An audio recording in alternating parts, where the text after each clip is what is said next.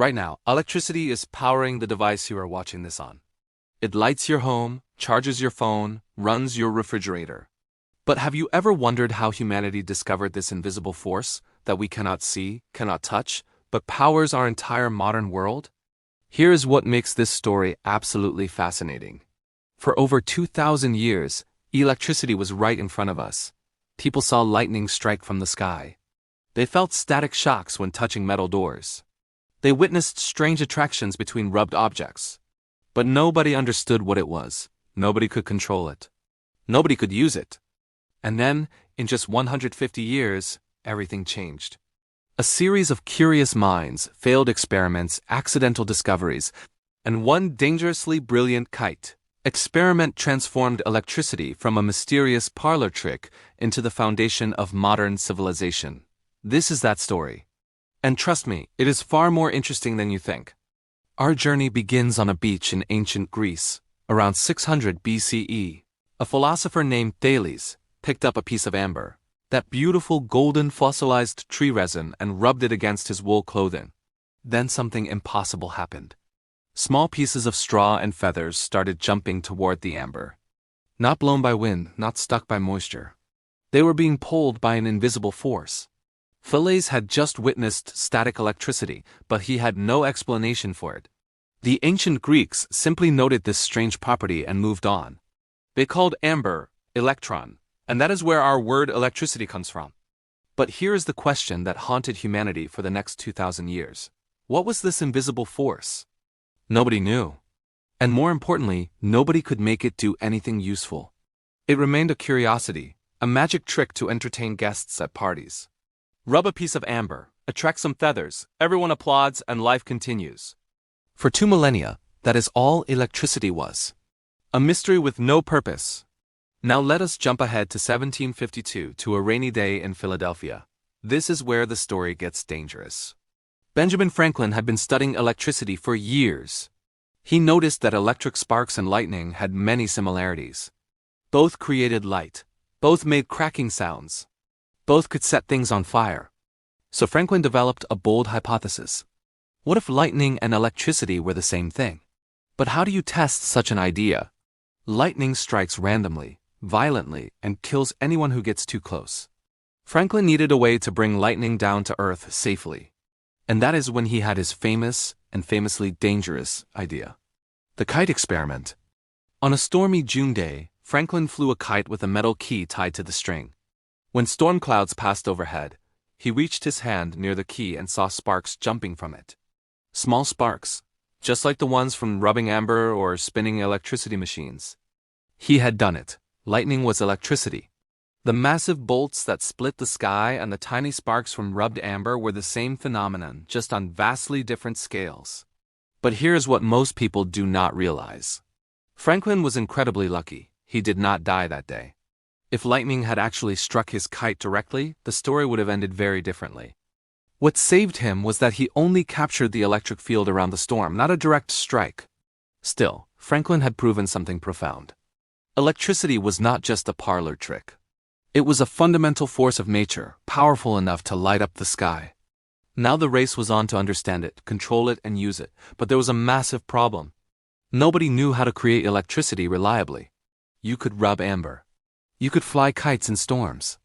But you could not produce steady, continuous electricity. That problem was about to be solved by a dead frog. The year is 1780. We are now in Bologna, Italy, in the laboratory of Luigi Galvani, a physician studying animal anatomy. Galvani was dissecting a frog when his metal scalpel accidentally touched the frog's leg nerve. At that exact moment, an assistant across the room created a spark from a static electricity generator, and the dead frog's leg twitched. Imagine the shock. A dead muscle, with no life in it, suddenly moved. Galvani was convinced he had discovered something revolutionary. He called it animal electricity. He believed there was a special electric life force flowing inside all living creatures. He became obsessed. He repeated the experiment hundreds of times. He hung frog legs on iron hooks attached to brass railings. Every time 2 different metals touched the frog's tissue, the leg twitched. To Galvani, this proved his theory. Animals contained their own electricity. But was he right? Or had he missed something crucial? Another Italian scientist, Alessandro Volta, was skeptical. He started asking uncomfortable questions. What if the electricity was not coming from the frog at all? What if the frog was just a conductor and the real source of electricity was something else entirely? This disagreement would lead to one of the most important inventions in human history. Volta had a different idea. He believed the electricity in Galvani's experiments came from the contact between two different metals. The frog tissue was just the moist conductor between them. So Volta designed an experiment to prove it. He used no frogs and no animals, just metals and salt water. He stacked alternating discs of zinc and copper, separated by pieces of cardboard soaked in salt water. Then he connected a wire to the top and bottom of this stack, and he felt it. A continuous electric shock. Not a brief spark, not a one-time jolt. A steady, constant flow of electricity. Volta had created the voltaic pile, the first battery. The first device in human history that could produce electricity on demand, whenever you wanted it for as long as the chemical reaction lasted. Think about the magnitude of this breakthrough. Before 1800, if you wanted electricity, you had to rub things together or wait for a thunderstorm. After 1800, you just needed two different metals and some salt water. Suddenly, scientists around the world had a reliable source of electricity. They could experiment. They could measure. They could discover. And here is a beautiful detail. We call the unit of electric pressure voltage, named after the man who gave us the first practical source of electricity, Alessandro Volta. But Volta's battery raised a new mystery. What exactly was flowing through these wires, and was electricity connected to anything else in nature? The answer came from a professor in Denmark who was not even looking for it. It is 1820. Hans Christian Oersted, a Danish physicist, is giving a lecture to students. On his desk sits a voltaic pile, a wire, and a compass. During the demonstration, Oersted connects the wire to the battery to show electric current flowing. By pure chance, the wire is lying near the compass. And then everyone in the room sees something that should be impossible. The compass needle swings away from north and points toward the wire. Oersted freezes. He repeats the experiment. Same result. He reverses the current direction. The needle swings the other way. He moves the compass around the wire. The needle always points in circles around it.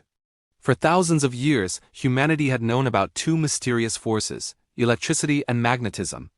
They seemed completely unrelated. Electric sparks had nothing to do with lodestones attracting iron, but Oersted had just discovered they were connected. An electric current creates a magnetic field around it. Why does this matter so much? Because this single observation is the foundation of every electric motor, generator, and transformer ever built. Without this discovery, we would have electricity but no way to make it do useful work. But Oersted had only answered half the question. Electricity creates magnetism. But could magnetism create electricity? That question obsessed a self-taught British scientist who was about to change the world. Michael Faraday had no formal education. He was a bookbinder's apprentice, who taught himself science by reading the books he was binding. But his curiosity was limitless. Oersted had shown that electric current creates magnetic fields. Faraday became convinced the reverse must also be true. Magnetism should be able to create electric current. But how? For years, he tried everything. He placed magnets near wires. He wrapped coils around magnets. Nothing worked.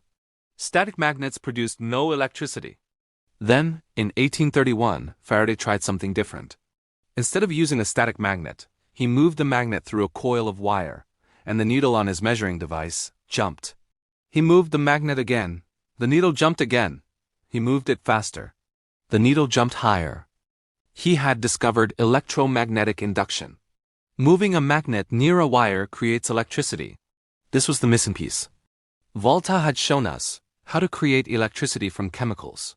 Faraday showed us how to create electricity from motion. And motion is everywhere: waterfalls, steam pressure, wind, spinning turbines. Faraday had just unlocked the secret to generating unlimited electricity from the movement all around us. Every power plant on Earth today, whether coal, nuclear, hydro, or wind, uses Faraday's principle. Spin magnets near coils of wire and electricity flows.